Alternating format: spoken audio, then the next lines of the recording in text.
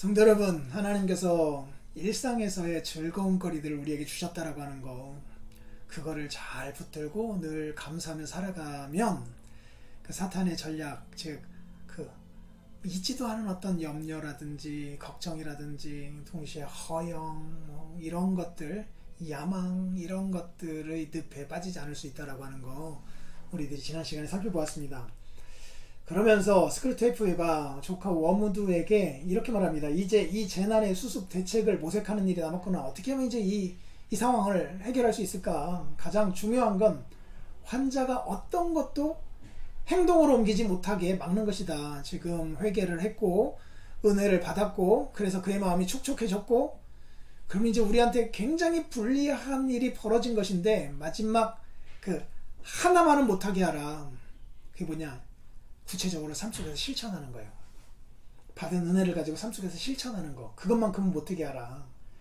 이 새로운 회개에 대해 아무리 생각을 많이 한들 행동으로 옮기지 않는 한 사실 문제될 게 없다.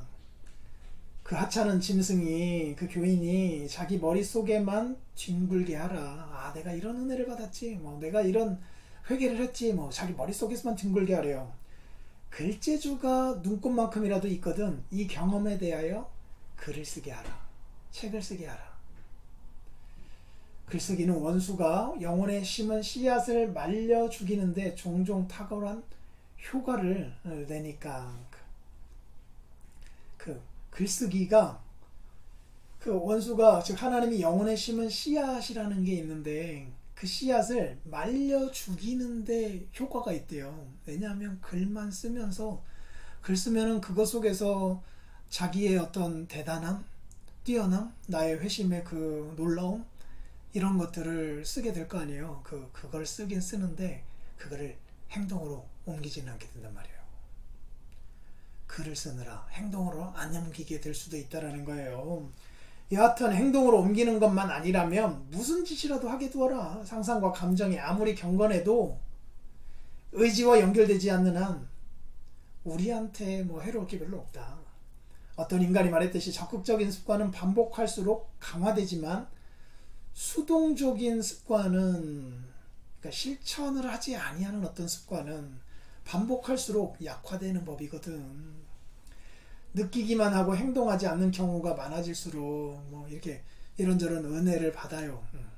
느끼긴 해요. 그런데 행동으로 옮기진 않아요.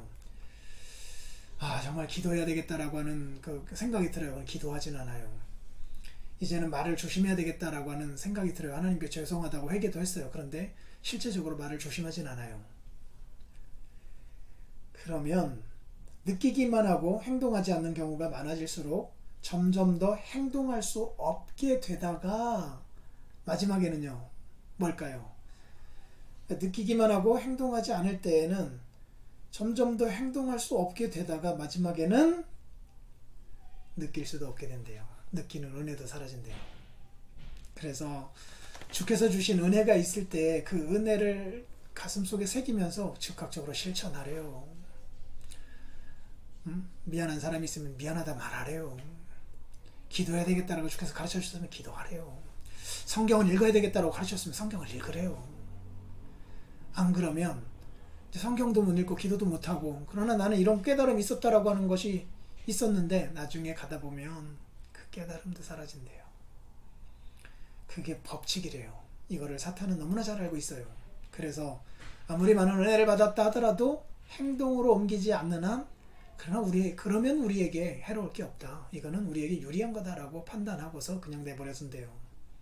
행동하래요. 행동하래요.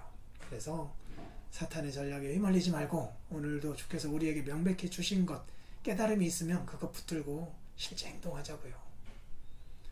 행동하지 않으면 나중에 지금 느끼는 이 은혜도 사라질 수 있답니다.